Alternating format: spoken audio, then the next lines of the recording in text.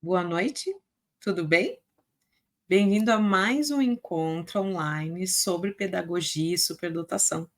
A nossa semana da superdotação estava recheada de momentos presenciais e online, de formações, capacitações, cursos e palestras destinados a exemplificar e mostrar na prática e na teoria também, né, conhecimentos sobre todo o universo superdotado.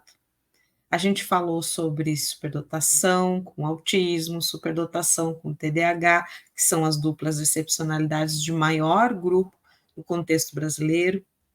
A gente falou muito sobre superdotação, os pais estiveram presentes em vários encontros. Os próprios superdotados também deram as suas contribuições, estiveram presentes em vários momentos. E essa foi uma semana muito interessante e muito rica em conhecimento, em práticas, para que todo mundo pudesse estar conhecendo um pouquinho mais desse universo superdotado. Então, hoje eu vou apresentar para vocês mais esse encontro, né, sobre pedagogia e superdotação, onde a gente vai tentar exemplificar, trabalhar as limitações através de potenciais. Afinal de contas, todo superdotado está cheio de potenciais. E a gente precisa enxergar esses potenciais e não as limitações. Lembra quando a gente falou sobre o currículo funcional natural, lá no autismo? É a mesma premissa. A gente precisa entender que quando a gente olha para o aluno com necessidades educacionais especiais, nós não estamos planejando trabalhar com ele os déficits, os prejuízos, aquilo que está expressando de negativo na superdotação ou na condição que ele está, na condição que ele expressa, né? Se é dupla excepcionalidade ou não. A gente precisa enxergar a habilidade, o potencial, aquilo que o superdotado tem de bom para demonstrar, a área de interesse dele, a habilidade dele, aquilo que ele mais gosta de fazer. E dentro disso, eu vou, de forma sucinta, trabalhar aquilo que o potencial da superdotação acabou trazendo com algum tipo de prejuízo. Por exemplo, vamos dizer que o superdotado tem muita facilidade ou o tema de interesse dele são as áreas de matemática, de lógica, de dinossauros, de planetas, né? Bem especificamente como exemplo. E aí eu preciso trabalhar a linguagem, a produção textual, a ortografia. Bom, aí eu vou ter que pegar esse tema na área de habilidade dele para poder fazer esse trabalho de estar ensinando ele a fazer produção textual. Mas muito tempo antes disso, eu vou ter que conhecer esse superdotado, saber em que área de habilidade que ele tem mais facilidade, que tema especificamente ele gosta, para estar trabalhando aquele déficit que ele tem, que ele está mostrando naquele momento, né? Isso não quer dizer que todo superdotado vai ter algum déficit, não é que todo superdotado vai trazer alguma situação de prejuízo escolar ou social, mas uma grande maioria apresenta esse tipo de comportamento. Então, vamos conhecer um pouquinho mais sobre pedagogia e superdotação? Um pouquinho mais. Cada vez que a gente vai discutindo sobre esses assuntos, vão trazendo mais práticas e mais ideias criativas para os professores e para os profissionais poderem trabalhar com esse público tão querido.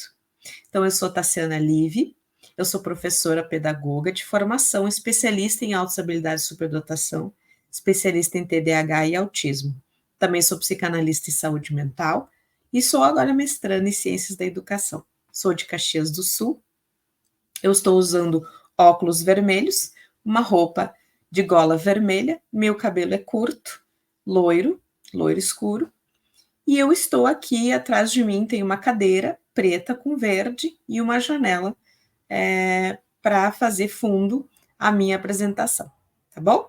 Então sejam todos muito bem-vindos, espero que participem mais vezes de outros encontros e qualquer coisa, no final dessa apresentação, vocês vão ter todos os meus contatos, certo? Eu também sou vice-presidente aqui na Serra Gaúcha da AGASD, que é a Associação Gaúcha de Apoio às Altas Habilidades e Superdotação, que é uma instituição que visa explicar e disseminar e discutir políticas públicas, principalmente que tem a ver com o universo superdotado, certo? Então sejam todos muito bem-vindos. Vamos dar continuidade à nossa apresentação.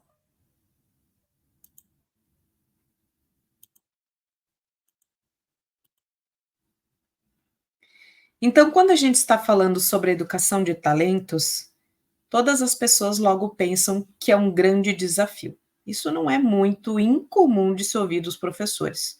Meu Deus, eu não sei o que fazer para incluir essa criança no universo escolar. Só que a educação de talentos, ela demanda criatividade e inovação também de quem? Do professor. Então, nesta apresentação, a gente vai explorar a pedagogia e a superdotação, destacando as possibilidades de desenvolvimento integral de todos os estudantes, não apenas dos superdotados. Porque para uma inclusão ser efetiva e assertiva, ela precisa possibilitar que todos os estudantes sejam inclusos também.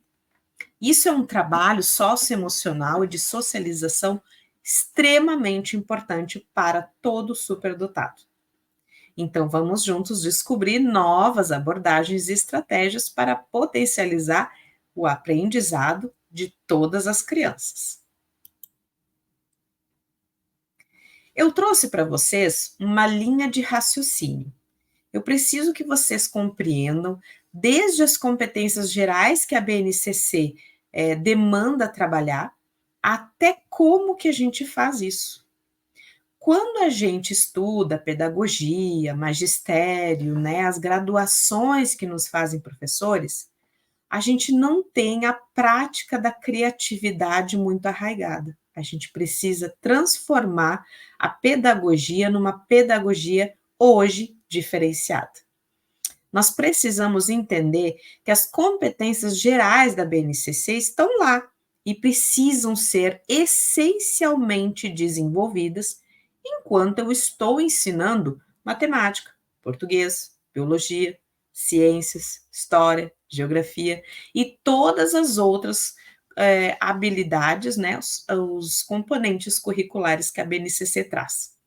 Então, as habilidades da BNCC são as competências gerais que os estudantes devem desenvolver ao longo da educação básica, ou seja, todo o ensino fundamental, certo? Desde o primeiro ao nono ano.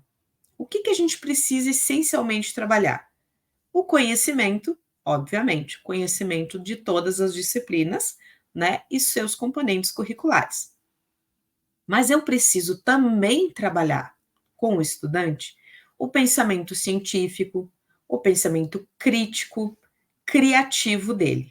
Esse é o segundo momento. É muito importante usar a criatividade para fazer dessa competência algo muito importante e grande. Porque assim eu vou poder trabalhar também outros componentes com essas crianças. Que elas tenham também um repertório cultural, que elas conheçam outras culturas e não apenas as suas, da sua ambiência, que é o ambiente vivência, né? Ela precisa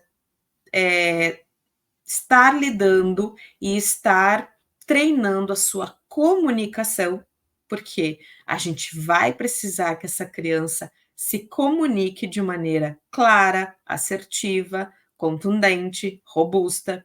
A gente precisa que eles também tenham cultura digital, sim, não podemos retirá-los desta realidade, porém, com consulta construtiva, com um repertório de cultura digital assertivo, construtivo, né, com fontes seguras e ou fontes corretas.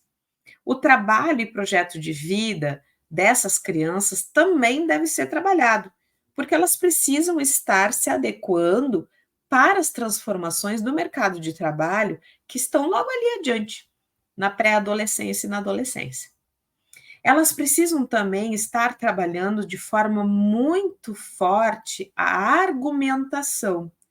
Lembrem disso, as pessoas precisam argumentar de forma coerente, ou seja, entender seus pontos de vistas, entender o seu ponto de vista, entender o ponto de vista do outro, né? E construir ali, quem sabe, até outros conceitos. O autoconhecimento e autocuidado, essas crianças precisam entender de si mesmas e o autocuidado para si mesmas e também assim vão ter habilidades para entender o outro, as necessidades do outro e o respeito ao outro. A empatia e cooperação. As crianças precisam entender a ser empáticas e cooperativas. E empatia, vamos deixar claro aqui, não é se colocar no lugar do outro, mas sim respeitar as limitações da outra pessoa. Vamos dar um exemplo aqui muito prático. Eu não tenho como saber ou ser empático a ponto de me colocar no lugar de uma pessoa com alguma deficiência de locomoção, por exemplo, ou uma surdo-cegueira. Eu não sou nem surdo, nem cega e nem tenho condições de estar com alguma dificuldade motora. Mas eu posso respeitar a limitação do próximo, aquele que tem essas limitações, e fornecer instrumentos para que ele possa se desenvolver de maneira integral. Ou seja, eu vou respeitar o espaço e as limitações da outra pessoa, e ela, com conseguinte, também deve respeitar o meu espaço e as minhas limitações, que podem não ser físicas, podem não ser psicológicas, mas eu também tenho as minhas limitações, cada ser humano tem o seu. Então, ser empático é respeitar e fornecer, quando possível, claro, condições da outra pessoa ser quem ela é, certo? Cada um com o seu direito preservado. E cooperar para que isso seja assertivo, que isso seja funcional para outra pessoa e para você também. E, por último, a responsabilidade e cidadania. As pessoas, as crianças precisam entender que a assertividade de ser responsável e cidadão faz dela pessoas completas na nossa sociedade. E a gente precisa entender que as crianças essencialmente precisam estar desenvolvendo estas habilidades dentro da escola também, como um espaço, um fluxo, né, entre a sociedade e a casa, né, a ambiência, a vivência e o ambiente dessa criança. Então, as competências gerais da BNCC, elas são fundamentais, porque são elas que vão essencialmente trabalhar esta pessoa que estará se desenvolvendo, né, e se adequando ao ambiente de trabalho, né, ao mercado de trabalho que elas vão estar inseridas depois. Então, as aprendizagens essenciais definidas na Base Nacional Comum Curricular, que é a BNCC, devem concorrer para assegurar que os estudantes se desenvolvam dentro dessas 10 competências, no decorrer de toda a educação básica. Então, o documento da BNCC, inclusive, diz que consubstanciam no âmbito pedagógico os direitos de aprendizagem e desenvolvimento. Essa competência, definida ali na BNCC como a mobilização de conhecimentos, né, esses conceitos, os procedimentos, as habilidades, ou seja, as práticas cognitivas e socioemocionais, as atitudes, os valores para resolver demandas complexas da vida cotidiana, do pleno exercício da cidadania dessas crianças e do mundo do trabalho, que vem logo ali adiante. A gente tem que entender que as competências gerais são fundamentais. E lá, quando fizeram a BNCC, os educadores destacaram a necessidade dessas competências se interrelacionar e desdobrar-se no tratamento didático proposto para essas 3 etapas, a infantil, a fundamental e o ensino médio. Agora vamos dar uma olhadinha nas habilidades do mercado de trabalho, fresquinhas, tá, pessoal? O que o mercado de trabalho está pedindo do trabalhador? Comunicação e criatividade. Bom, isso aí é inerente ao mercado de trabalho, mas a gente precisa trabalhar a comunicação e a criatividade da criança desde a educação infantil até o final do ensino médio. Nós precisamos trabalhar incansavelmente a comunicação clara, assertiva, contundente, argumentativa do nosso aluno. E a criatividade.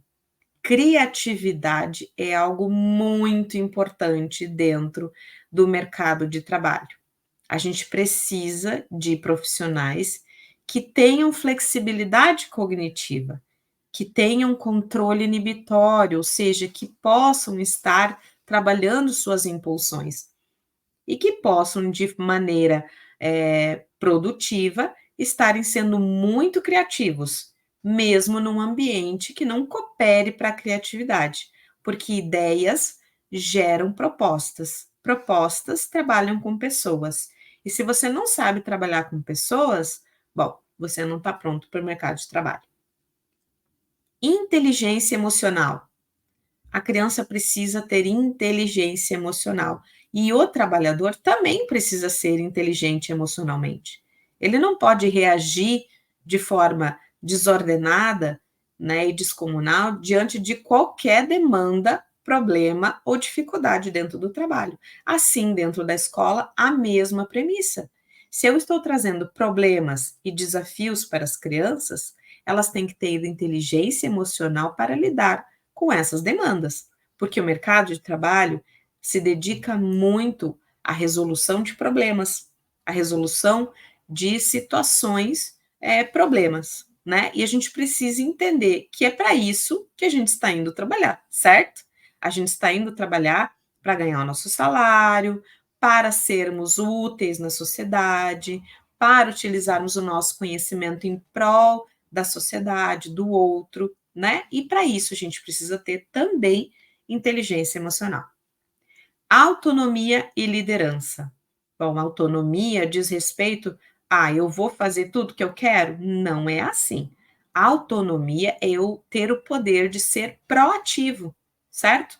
De eu poder ter autonomia diante da construção do meu conhecimento e depois utilizar isso no mercado de trabalho com o conhecimento já adquirido. Então, quando eu estou dentro da escola, eu preciso essencialmente construir o meu conhecimento e não simplesmente receber o conhecimento de forma passiva, né? E depois apenas dividir ou essencialmente multiplicar esse conhecimento. Eu preciso ter criatividade e comunicação para ser autônomo também. Eu preciso, de certa forma, até usar de liderança. Muitas vezes nos grupinhos, dentro da escola, a gente vê que a liderança fica um pouco dificultada, mas é o professor que tem que delimitar. Hoje tu será líder, o outro será outro dia. Tem que sempre trabalhar a autonomia desse conhecimento e não trazer esse conhecimento apenas de forma passiva. Resiliência e resolução de problemas. Bom, ser resiliente é receber as situações, entender as demandas e resolver problemas. Eu ser resiliente não é colocar à frente do conhecimento tudo aquilo que eu tenho de pré-concepção. Eu preciso entender dos outros a demanda que a professora está me dando e ser resiliente o suficiente para esperar a minha vez, para entender que talvez até eu saiba mais do que os outros, mas que talvez os outros não consigam entender da mesma forma que eu.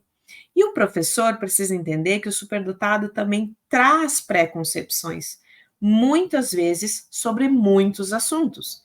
Então, o professor também tem que saber que a resiliência dele está na proposta de olhar como é o pensamento dessa criança. Por que ela está me dizendo que é assim quando eu conhecia certa temática de outro jeito? Vamos pensar como é que essa criança está pensando?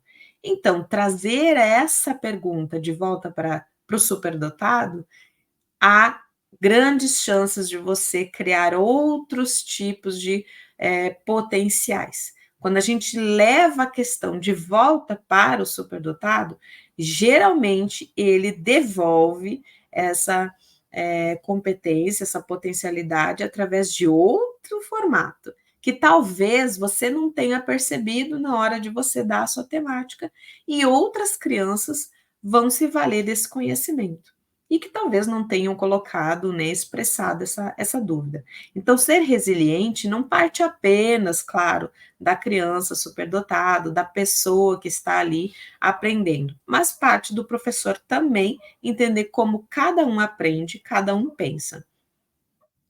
Resolução de problemas diz respeito a você resolver problemas, essencialmente. Então, todas as vezes que você tiver problemas, ou na sua vida, ou na escola, você tem como resolver isso. Claro, com a ajuda, né, dos seus pais em casa, com a ajuda do professor na escola, mas de uma forma assertiva, de uma forma contundente, que se resolva realmente os problemas, né, para chegar num consenso final. Então vejam que as habilidades do mercado de trabalho estão muito relacionadas com as competências gerais que devem ser trabalhadas na BNCC. Então nós não estamos falando essencialmente da educação didática na sua integralidade. Não estamos falando só de matemática, de fórmulas de Bhaskara, de próclise, mesóclise e ênclise. Nós estamos falando de habilidades. E para se trabalhar habilidades, né, a gente, claro, precisa de uma estrutura, a gente tem que ter um plano norteador, mas isso também tem que fornecer, através, né, desse conhecimento mais prático, né, mais específico dos componentes curriculares, a gente também vai ter que estar trabalhando as habilidades, certo? Então vamos falar sobre o nosso sistema pedagógico tradicional? Oh my God! Olha só, o modelo pedagógico de ensino atual, ele é muito ultrapassado. Ai, sério, prof? Sim, tem raízes que remontam lá da Grécia Antiga e da Roma. Ele se consolidou na Idade Média durante a criação das primeiras universidades europeias e ele se manteve predominante até o século XIX. Bom, esse modelo enfatiza a autoridade do professor, a transmissão verticalizada do conhecimento e a memorização de conteúdo. Nas aulas, o professor faz o quê? Ele desempenha um papel central. Ele transmite o saber de forma expositiva, às vezes dialogada, enquanto os alunos são receptores passivos desse conhecimento. E a avaliação, então, é baseada em provas e testes para medir a capacidade de retenção e reprodução do conhecimento. Na verdade, vamos combinar, pura decoreba, né? Então, se eu quero saber se o meu aluno realmente está aprendendo, eu preciso entender como o ser humano aprende. Vamos dar uma olhadinha? O ser humano aprende, isso um cérebro típico e atípico, certo? O ser humano aprende de forma muito substancial, com alguns formatos diferentes. Bom, dizem as pesquisas que 10% do que a gente está aprendendo, lendo, fica cristalizado ou fica realmente entendido pelo nosso cérebro, certo? Ouvindo, eu sou capaz de absorver 20% desse conhecimento. Observando, 30% desse conhecimento. Se eu estou vendo e ouvindo, que é a maioria da situação da escola é ver e ouvir, eu consigo absorver em torno de 50% desse conhecimento. Se eu pego esse conhecimento e estruturo grupos de discussão, ou dentro da sala de aula a gente discute sobre isso, ou eu discuto com outras pessoas fora da escola sobre esse conhecimento, eu chego a absorver 70% desse conhecimento.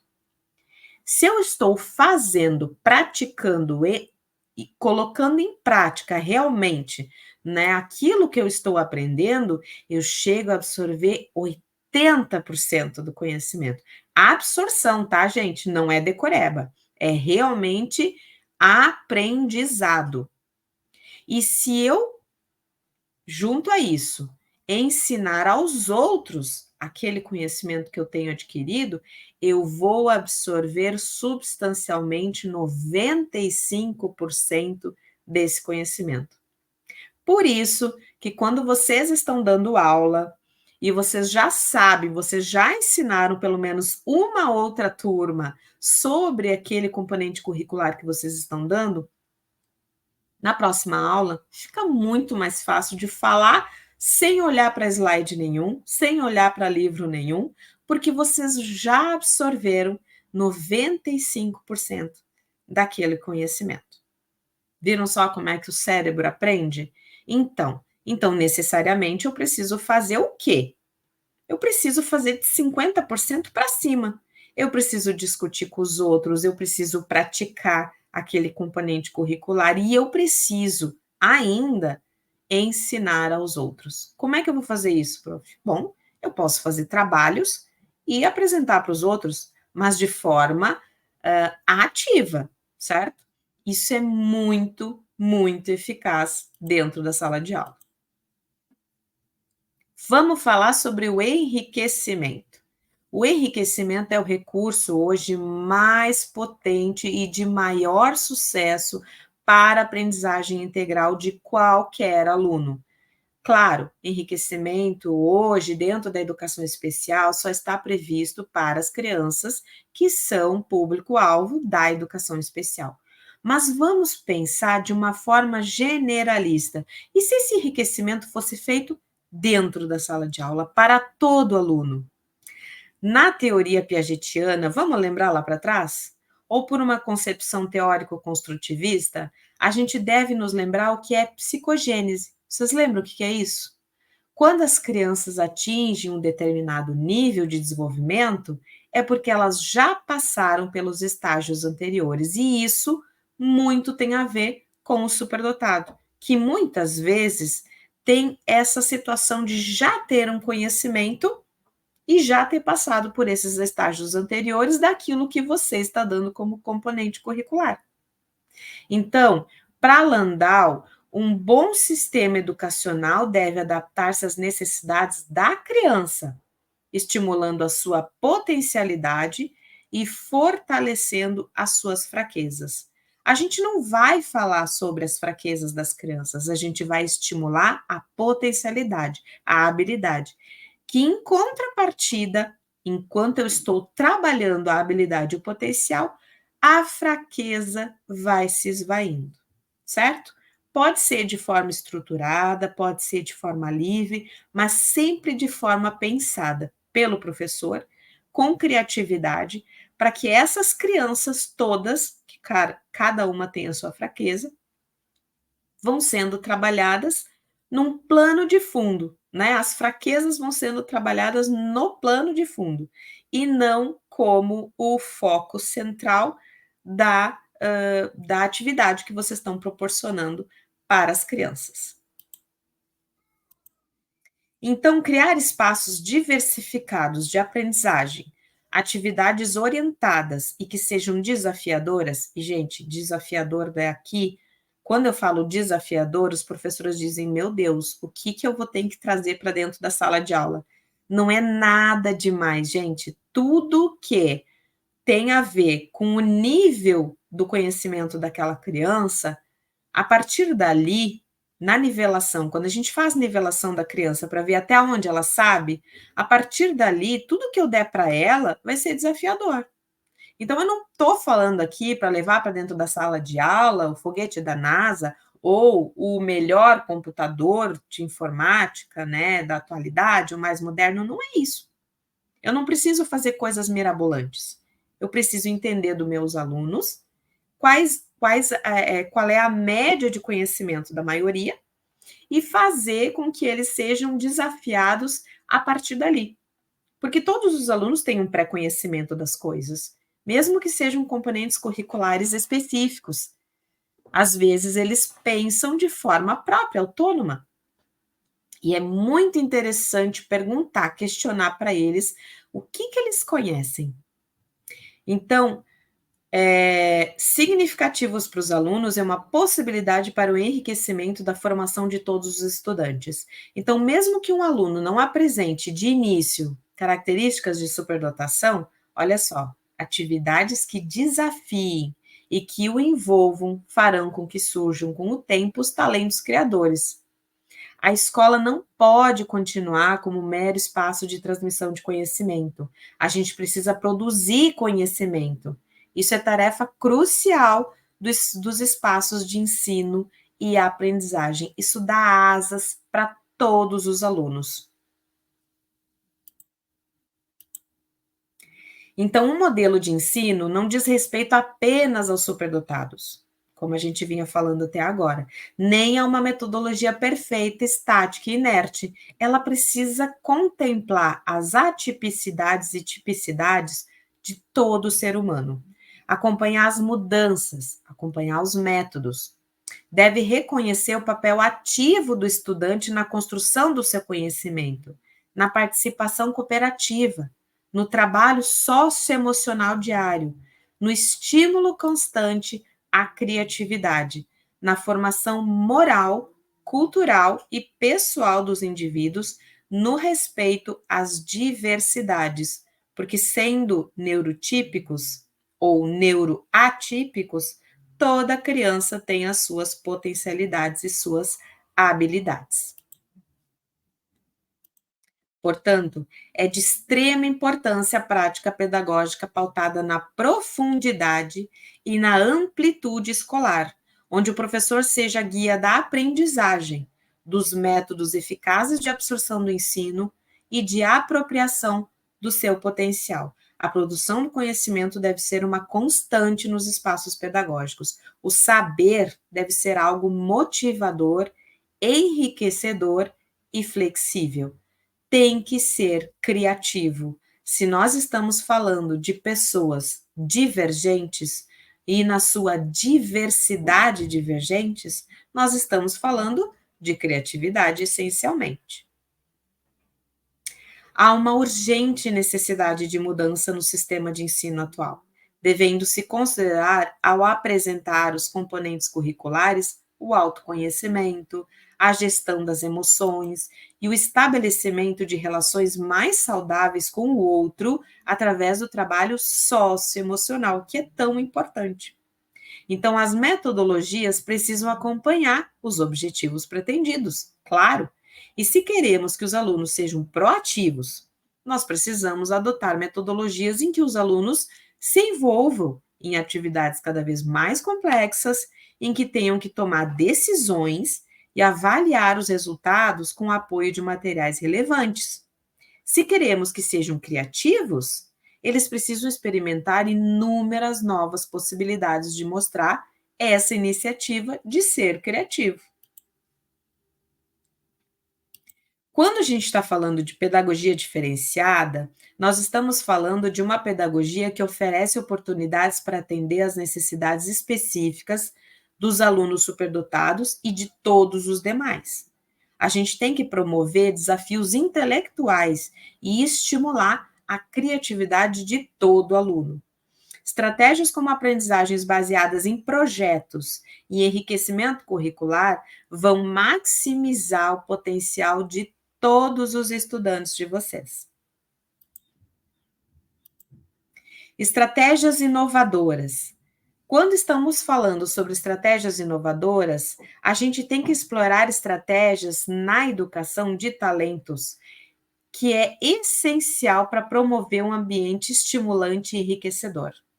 A personalização do currículo, o estímulo à criatividade e a valorização das habilidades individuais vão ser fundamentais dentro da sala de aula para potencializar o aprendizado de todo estudante. A inclusão dos alunos superdotados é um aspecto crucial na educação dos talentos. A gente sabe que deve criar um ambiente que reconheça e que valorize a diversidade de habilidades, oferecendo oportunidades equitativas para todos os estudantes. Então, vamos explorar estratégias para promover a inclusão e a valorização da superdotação e das diversas neurodiversidades? Vamos dar uma olhadinha na prática?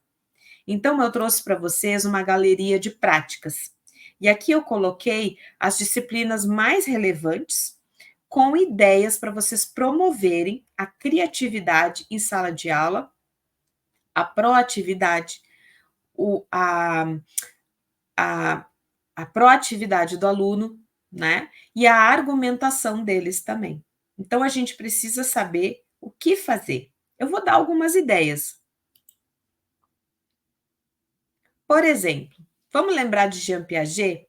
O que ele dizia? O principal objetivo da educação é criar pessoas capazes de fazer coisas novas e não simplesmente repetir o que as outras gerações fizeram. Gente, vocês estudam Jean Piaget para chegar lá dentro da sala de aula e fazer tudo igual? Vamos ter mais criatividade. É isso que vocês precisam treinar em vocês para essencialmente passarem para os seus alunos. Ah, mas prof, eu tenho muita coisa para fazer. Eu tenho muitas deliberações, eu preciso seguir um padrão. Gente, seguir padrão não é ser criativo. Criativo é inovação, criativo é você ter mais criticidade, você ter mais hipóteses para formular, você ter mais situações em que eu possa estar criando modelos diferentes de aprendizado. Olha só, aqui, por exemplo, quando estamos estudando sobre números, bingo dos números. Quem não ia gostar de jogar um bingo saindo de aula? Formando palavras, é só no caderno escrevendo que a gente forma palavras ou no quadro? Vamos brincar com as letras, vamos brincar com as palavras. Olha essa prof, se a aula é sobre milho, a professora traz o quê? Um milho. Olha ali conhecendo o nosso planeta, as diversas fases lunares e as diversas facetas do planeta Terra. Vamos brincar de desenhar esse planeta em todos os lados, o que tem neles de forma livre?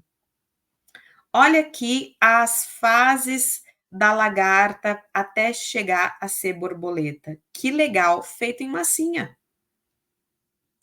E aqui uma sala de aula inclusiva, construtiva, onde eles estão livres para poder, junto com a professora, estarem construindo o seu conhecimento. Que legal, né? Bem diferente de todo mundo sentadinho na sua carteira. Aprendizagem lúdica. Para você, professor e profissional que achava que a ludicidade era só metodologia da educação infantil, você está muito enganado. A criatividade passa pela ludicidade. Então, a atividade lúdica é toda e qualquer animação que tem como intenção causar prazer e entretenimento a quem pratica. São lúdicas as atividades que proporcionam a experiência completa do momento, associando o ato, o pensamento e o sentimento e a teoria também, né, gente? Não vamos lembrar, não vamos esquecer da teoria. Já dizia Montessori, né? Não tem como. Gente, eu fico pensando em que momento que a gente entendeu que saindo da educação infantil, a gente perde praticamente quase tudo em ludicidade. A gente coloca as crianças sentadas cada um na sua classe ou em classes de grupos, né, que eu vejo em muitas escolas que têm classes de grupos para poder trabalhar, mas todo mundo trabalhando a mesma coisa. Quando eu vejo crianças trabalhando dentro de sala de aula a mesma coisa, essencialmente, me dá uma tristeza. Eu vou dar um exemplo prático para vocês. Eu fui ver uma mostra de artes dentro de uma escola. Era tudo muito lindo, tudo muito criativo, mas veja bem, vamos agora olhar de uma maneira, né, lúdica e criativa. Tinha um trabalho que estava exposto, tinha vários trabalhos dos alunos expostos sobre monocromia e policromia. Bom, isso é um componente curricular que eu tinha que estar ensinando dentro de artes. Então, todos aqueles trabalhinhos, um tinha escolhido fazer cores monocromáticas, outros policromáticos. Com certeza eles aprenderam o conceito de policromia e monocromia, mas todos os trabalhos estavam o quê? iguais. Era a mesma folha de desenho entregue para todos os alunos estarem pintando ou na monocromia ou na policromia. Gente, não era muito mais criativo se essas crianças pudessem trazer exemplos reais de monocromia e policromia para dentro da apresentação da sala de aula? O meu travesseiro é policromático. Traz uma foto, faz um desenho, faz uma maquete, traz uma flor, traz alguma coisa da natureza, traz alguma coisa de casa que represente aquilo que você escolheu, monocromia ou policromia. Isso é ser criativo com o mesmo componente curricular, com o mesmo tema. É isso que as crianças precisam, essa ligação entre o ambiente real delas e aquilo que elas estão aprendendo de conceito na escola. Seria muito mais produtivo e construtivo elas estarem trazendo exemplos da vida real delas de monocromia e policromia. Então, a ludicidade contribui para o desenvolvimento integral da pessoa, não só da criança, mas também facilita o processo de aprendizado, porque quando eu estou mostrando de forma lúdica para esse adolescente, onde ele vai utilizar o português, onde ele vai utilizar a matemática, onde ele vai utilizar aquilo que ele está estudando, a aprendizagem se consolida. Então, as atividades lúdicas estimulam a curiosidade, promovem a autonomia, desenvolvem habilidades cognitivas e fortalecem a autoestima. Além disso, as brincadeiras lúdicas são essenciais para o desenvolvimento cognitivo, emocional, social e motor, permitindo que se desenvolvam habilidades de resolução de problemas. Olha lá, BNCC. Criatividade. Olha lá o mercado de trabalho. Cooperação, comunicação, autoexpressão. Portanto, o lúdico proporciona uma ampla gama de benefícios para o crescimento saudável e o aprendizado. Vamos agora pensar de forma prática, chão de escola? Gosto muito de trazer isso. Porque os professores ficam perguntando, mas como que eu vou fazer? Bom, eu vou dar algumas ideias criativas para vocês. Eu trouxe algumas disciplinas, alguns componentes curriculares mais relevantes, com maior carga horária dentro da escola, e a gente vai pensar de uma maneira criativa. Eu trouxe, inclusive, fotos. Então, uma forma de engajar os alunos, por exemplo, na aula de história, e tornar isso muito mais dinâmico, é por meio de atividades práticas. A BNCC, inclusive, sugere que os estudantes realizem pesquisas, produzam textos, criem maquetes e até mesmo encenem peças teatrais, conversem com profissionais da área de história, visitem museus, bibliotecas públicas e de universidades, etc. Essas atividades permitem que os alunos se tornem protagonistas do processo de aprendizagem, desenvolvendo habilidades como trabalho em equipe, comunicação e criatividade. Olha só, maquetes de cada ponto, né, que estava sendo estudado em sala de aula. Maquete do feudalismo, maquete do engenho colonial, da pré-história. Essas crianças tiveram que construir esse conhecimento a partir da conceituação do professor, para depois apresentarem para os demais, explicarem e coroarem a aprendizagem no formato que a gente viu lá, ensinando os outros. Olha as peças teatrais, que legal. Quem é que esquece de teatros tranquilos? Não precisa grandes produções. Olha essa segunda ali, né? Não precisa grandes produções, mas pode ir ou lá para o teatro da escola, se não tem, dá para fazer numa área livre, dentro da sala de aula. Não precisa de grandes adornos nem nada, só para fazer a reconstituição de algum texto, algum ponto da aula de história que vocês acharem relevantes ou que as crianças tenham escolhido para personificar. Então, aqui tem peça teatral sobre a sociedade egípcia, peça teatral sobre a história do Brasil e peça teatral sobre a história contemporânea. Ninguém esquece, gente. É risada, é construção do conhecimento, é o conceito sendo colocado na prática. É isso que a escola precisa. Vamos pensar o português? Sugere-se que os estudantes realizem pesquisas, produzam textos, peças teatrais também, histórias em quadrinhos. Gente, eu não me esqueço de fazer histórias em quadrinhos nas minhas aulas de português. Aulas expositivas e dialogadas, seminários e debates, como se eles estivessem num júri, né? Estudos de caso, de línguas verbais e não verbais, que visitem bibliotecas públicas de universidades. Os bons materiais, interessantes, estimulantes, impressos e digitais, são fundamentais para o sucesso da aprendizagem. Precisam ser acompanhados de desafios, atividades, histórias, jogos que realmente mobilizem os alunos, que façam eles sair da cadeira mesmo.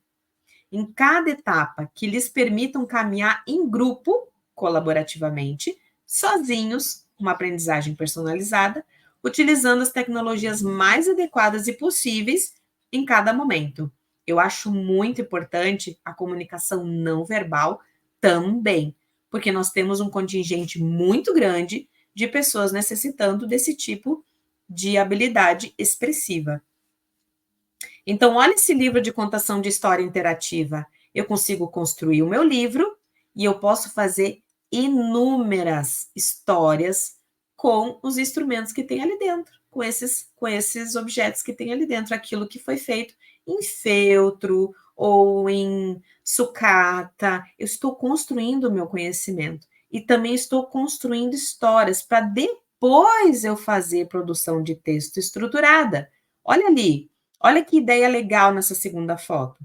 Eu vou retirar de dentro da caixinha do início, né, do meio e do fim, ou seja, introdução, desenvolvimento e conclusão, para entender a estrutura de textos, né? E aí sim, eu vou pegar objetos, enfim, que eu possa estar trabalhando com essas crianças para que elas entendam como é que é lá no final escrever uma redação, por exemplo.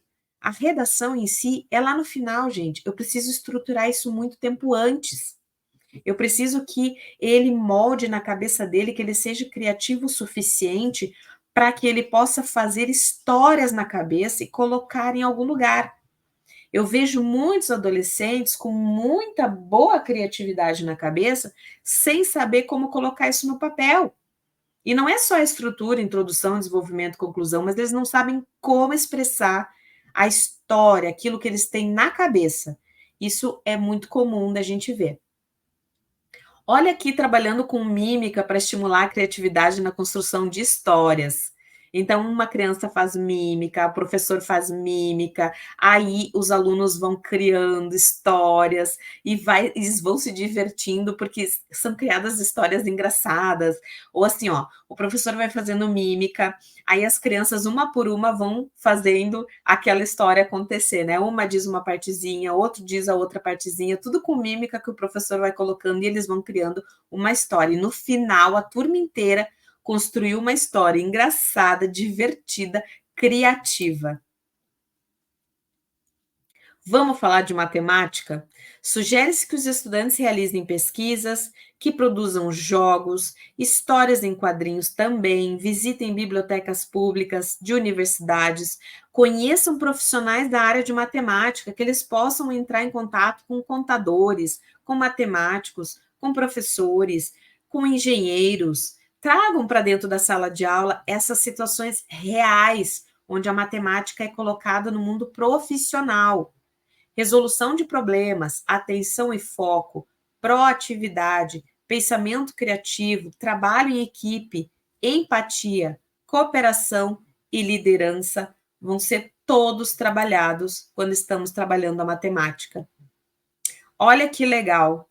Eu trouxe lá da educação infantil os primeiros anos do ensino fundamental. Eu preciso somar, eu preciso diminuir, vamos usar os dedinhos, vamos usar a sucata, vamos usar os números. Então, aqui a gente tem um jogo interativo de quantidades e números. Olha que legal, isso é uma calculadora? só que confeccionada pelo próprio aluno. Olha esse jogo de frações. É um jogo de dominó. A essência é um jogo de dominó. Mas o que, que eles estão vendo ali? Imagens de frações e frações numéricas. Então é muito interessante que eles vão se desafiando do jogo para ganhar o jogo, mas já aprendendo no plano de fundo as frações. Olha a corrida dos matematletas. Já pensaram correr uma corrida de matematletas? Que legal essa ideia. Biologia. É importante misturar técnicas, estratégias, recursos, aplicativos, misturar e diversificar, surpreender os alunos, mudar a rotina, deixar os processos menos previsíveis para os alunos.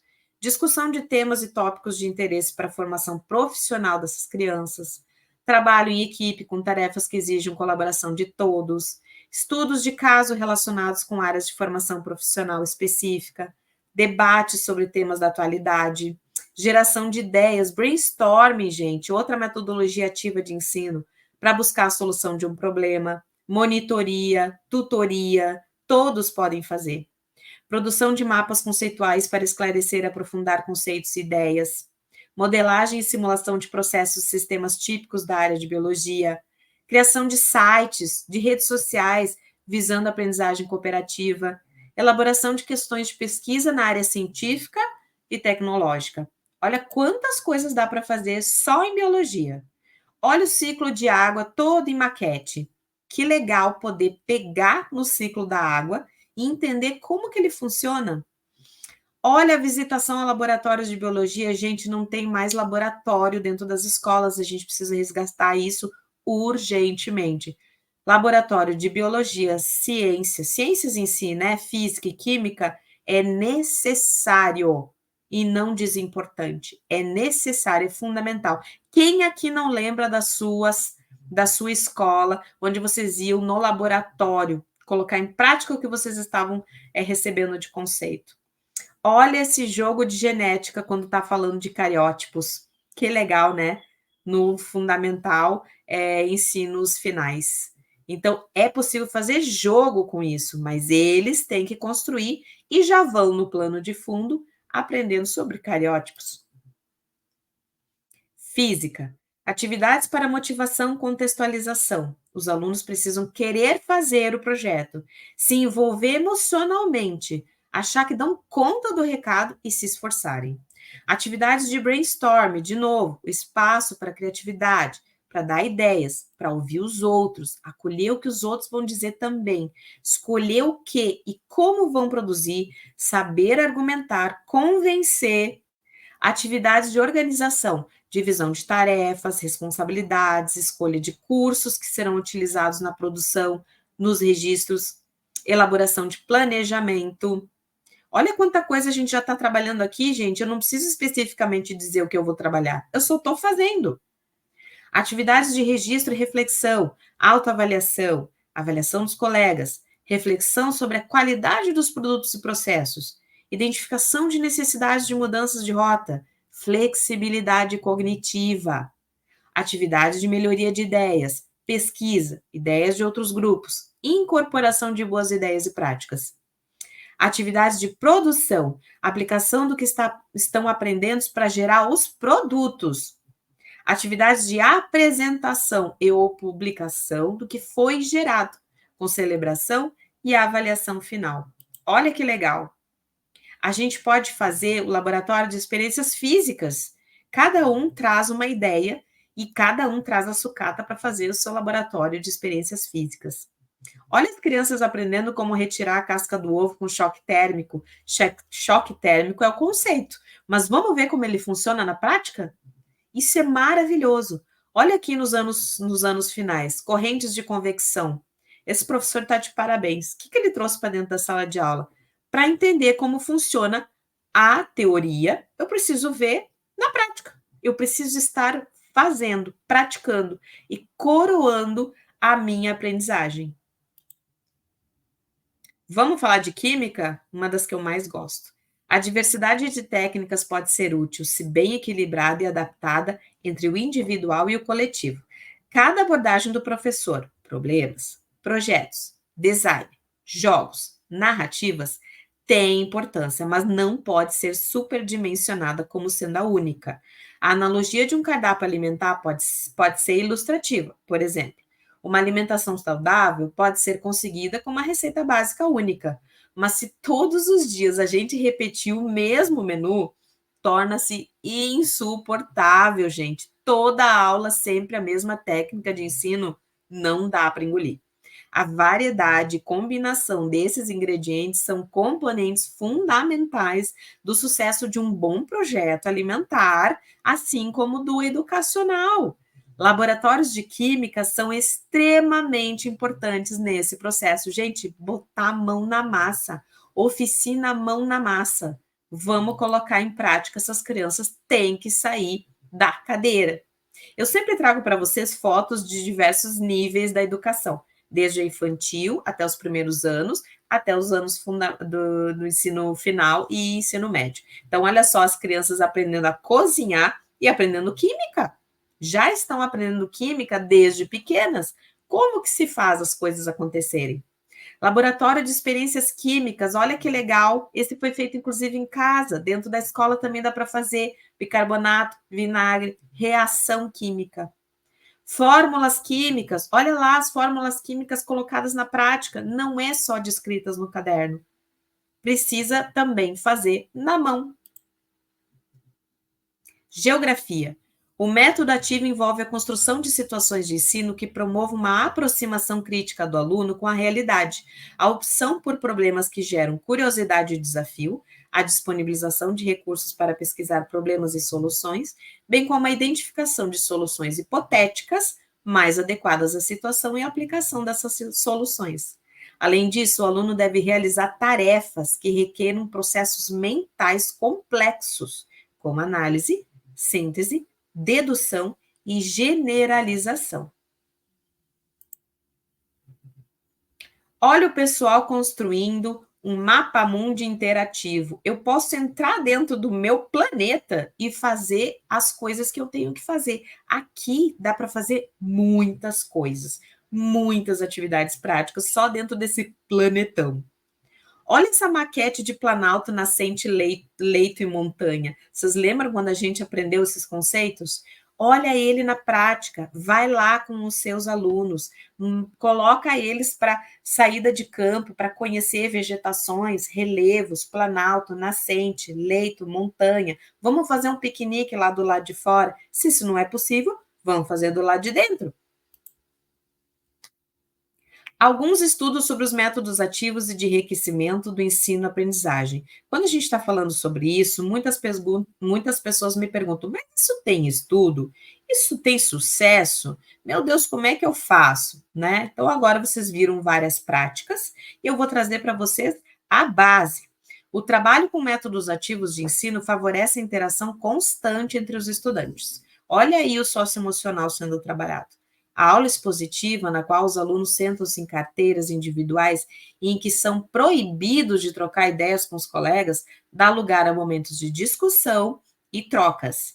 Nessa abordagem, o ponto de partida é a prática social do aluno, que, uma vez considerada, torna-se elemento de mobilização para a construção do conhecimento. Então, eu trouxe para vocês aqui vários estudos comprovando tudo isso que eu falei até agora.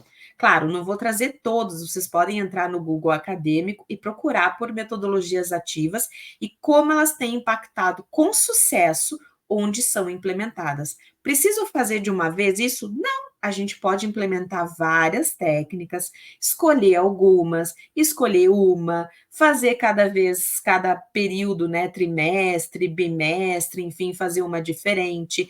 Existem estratégias de todos os tipos e para todos os gostos, para contemplar todos os tipos de aprendizagem. Então, esses estudos aqui estão falando de todas as diferenças entre, por exemplo, crianças que estão na escola tradicional conteudista e aquelas que estão em escolas montessorianas, por exemplo, ou os impactos do enriquecimento escolar para a estimulação da memória operacional. Olha a cognição sendo trabalhada quando a gente trabalha o enriquecimento escolar, né? O desenvolvimento cognitivo e moral dos alunos no ensino médio, nesse outro estudo. Os perfis de aprendizes com base no uso de estratégias cognitivas e metacognitivas de aprendizagem, né? As relações em gênero, motivação intrínseca, prospecção de apoio e autonomia. É sucesso total. Aqui eu trago outros tipos de estudos, e agora na prática. Aqui no Brasil a gente já tem algumas coisas acontecendo nesse contexto. Então, programas de enriquecimento escolar para alunos com altas habilidades ou superdotação, uma análise de publicações brasileiras, e traz também outras práticas, atividades de enriquecimento escolar, como estratégias para contribuir para a inclusão escolar dos alunos com HSD, o programa Odisseia, que é um programa de enriquecimento escolar para alunos sobredotados lá em Portugal, da identificação às respostas educativas para alunos sobredotados, construção, aplicação, avaliação de um programa de enriquecimento escolar também lá de Portugal. Então, não é só aqui no Brasil, nós temos que mudar urgentemente. Eu trouxe também exemplos de bibliografias com ideias práticas para envolverem vocês, profissionais, e os pais também nesse processo, né? Do atendimento, enriquecimento e criatividade. Então, a gente tem o Altas Habilidades Superdotação, que é o manual para guiar o aluno desde a definição até a prática, né? De problemas, que é da Burns e da Virgulin. Altas habilidades, superdotação, identificação, mitos e atendimento, né? Que é da Fernanda Piski. A educação de superdotados e talentosos, emoção e criatividade, que também é da doutora Fernanda Piski, com outros convidados. Tem muitos convidados aqui, né? E aqui uma literatura estrangeira, que é Underachievement in Gifted Education, que é justamente falando sobre a educação de superdotados, que estão expressando um comportamento de underachievement, ou seja, um baixo desenvolvimento, uma baixa do potencial da superdotação, uma baixa desenvoltura no seu processo de desenvolvimento superdotado.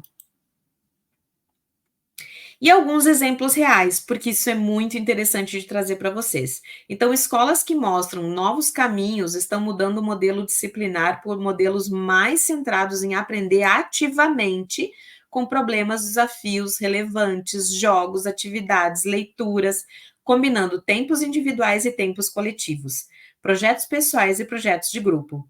Isso exige uma mudança de configuração do currículo. Claro que exige. Exige criatividade? Exige. Da participação dos professores, da organização das atividades didáticas, da organização dos espaços e tempos. O Renzulli Learning traz, dentro da sua plataforma, ideias maravilhosas para vocês fazerem, e a escola pode fazer parte desse processo também. Existem coisas acontecendo no Brasil e fora do Brasil. Summit Schools, por exemplo, lá na Califórnia, que equilibra os tempos de atividades individuais com as de grupo, sob a supervisão de 2 professores de áreas diferentes, humanas e exatas. Então, eles se preocupam com projetos que permitam olhares mais abrangentes, integradores, sem disciplinas. Olha que legal. Tem escolas mais em contato com a natureza, por exemplo, aqui no Brasil, que foi feito um projeto urbano muito estimulante, que se chama Projeto Gente, lá da Secretaria Municipal do Rio de Janeiro, disponíveis nesses sites aqui, vocês podem contemplar. Também no Rio e em Recife, a gente tem escolas públicas do projeto NAVE, o Colégio Estadual Leite Lopes, no Rio, que trabalha esse projeto NAVE, né, que é Núcleo Avançado de Educação. Então, são espaços bem grandes, com pátios, com lazer, pesquisa, tudo se mistura. Tem outros conjuntos de escolas muito interessantes, que públicas, inclusive high-tech, né, que lembram laboratórios multiuso, onde os alunos vão de ideia à realização, né, e apresentam os seus projetos com apoio de ferramentas, também disponíveis nesses sites. E mesmo escolas sem tantas tecnologias, que não têm muitos recursos, conseguem fazer projetos diferenciados, como a Escola Municipal Amorim Lima, em São Paulo, onde cria salas maiores para que os alunos possam, de vários anos, possam participar de vários grupos. No ensino superior, por exemplo, já foi trabalhado, né, a gente tem uma, uma universidade toda de medicina, com solução de problemas, já lá na década de 60, através da Universidade McMaster, do Canadá, e hoje é consolidadíssimo, né, com metodologia ativa por problemas reais, né, que tem cursos de engenharia e desenvolve metodologias de projetos, também disponível no site aqui embaixo.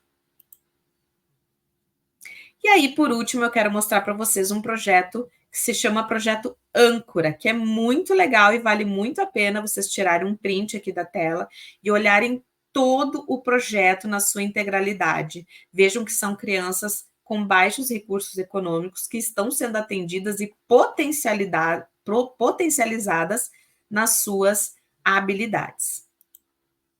SESI, uma iniciativa da CNI, Confederação Nacional da Indústria, apresenta... A gente recebe muitas visitas. E tem umas perguntas que a gente não escapa. Primeiro é onde estão as crianças. Porque como eles não ouvem barulho, não ouvem gritaria, não ouvem confusão, eles perguntam, faltaram hoje? E a gente, não, está todo mundo aí. E a outra questão é querer entender se não tem aula, não tem turma, não tem série, não tem prova, o que é que tem? Tem relação humana. Então, o aluno, ele começa a se relacionar comigo, me respeitando e eu respeitando a ele. Ninguém fala alto com o outro, ninguém grita com o outro, ninguém ofende o outro. O respeito é total. Imagina se um professor não sonha com uma coisa dessa.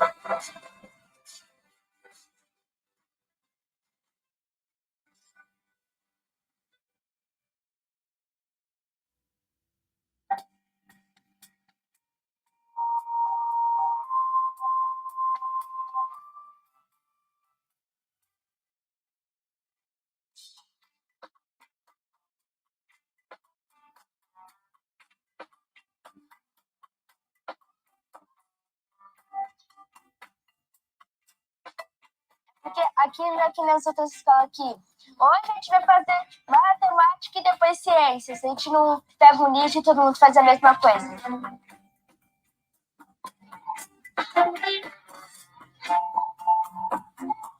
A gente, com nossos professores, a gente decide o que a gente vai estudar. A gente não vai ter que copiar do aluno.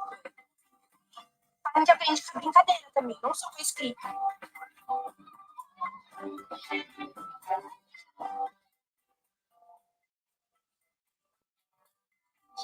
A gente tem a sala de estudos, só que, tipo assim, a gente não fica olhando pra louça com a professora lá na frente. A gente pega computadores, livros, e a gente pode estudar com os nossos amigos.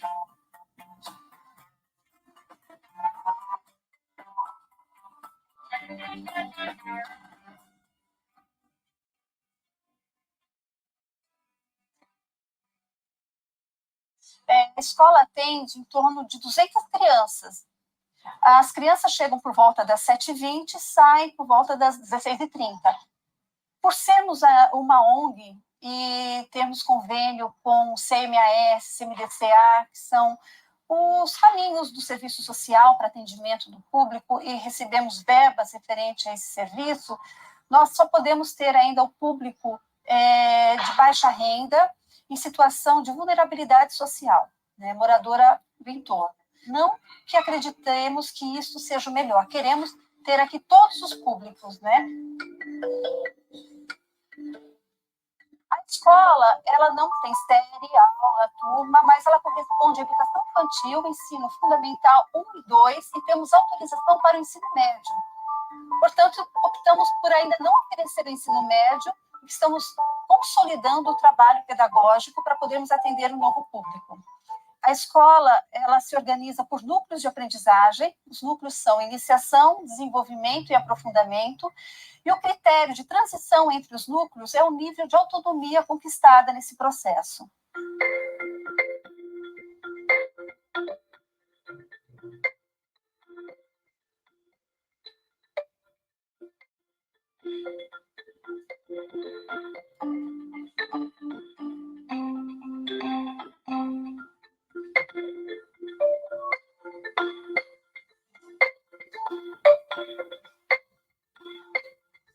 No dia a dia, essa criança faz um planejamento do dia, seja mais acompanhado ou mais autônomo, de acordo com o núcleo que ela está, né? Porque então tem os tutores em todos os núcleos. E esse planejamento é essencial para ela ter uma segurança e uma clareza do que ela vai fazer durante o dia. Minha rotina, eu chego, eu vou, faço meu planejamento, eu pego meu caderno na parte de planejamento e coloco, tipo assim, 7h20 chegada, 8 horas, pesquisa sobre os índios, 9 horas, skate / lanche. Aí eu vou fazendo e o tutor só avalia, vê se meu planejamento tá certo.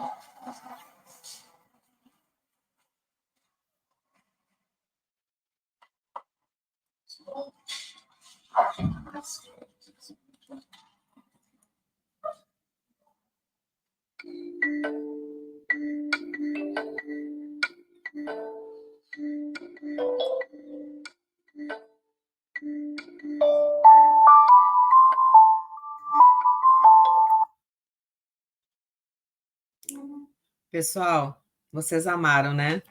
Eu também. Sou apaixonada por esse projeto.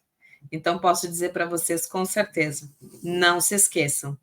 Vocês que têm que ser criativos e com um bom planejamento, vocês vão fazer a diferença na formação dos estudantes de você.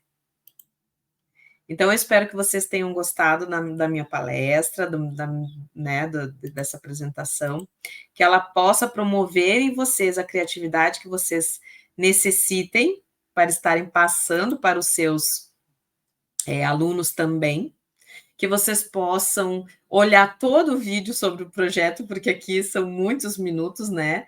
E, claro, eu dei um gostinho, para deixar esse gostinho na boca de vocês, para vocês quererem saber mais, para se sentirem desafiados, instigados de colocarem isso em prática dentro da escola de vocês. Professores, não dá para colocar dentro da escola? Coloquem dentro da sala de aula de vocês, na aula de vocês, de cada um de vocês. Se desafiem a ser diferentes. Vocês vão ver que problemas com comportamento vão diminuir, problemas com falta de aprendizagem, com dificuldades de aprendizagem vão diminuir, porque vocês estão, através das metodologias ativas, através dessas práticas pedagógicas diferenciadas, que é o que a gente necessita hoje, atingindo todos os públicos de vocês. Vocês vão estar enriquecendo todas as crianças, não apenas os superdotados. Então, tenham um ótimo final de semana. Esse vídeo vai ficar guardado lá na Neuropsicocer no YouTube, que vocês possam entrar em contato sempre que precisarem. Muito obrigada pela atenção de vocês. Até mais, até o próximo e até daqui a pouquinho. Beijo grande.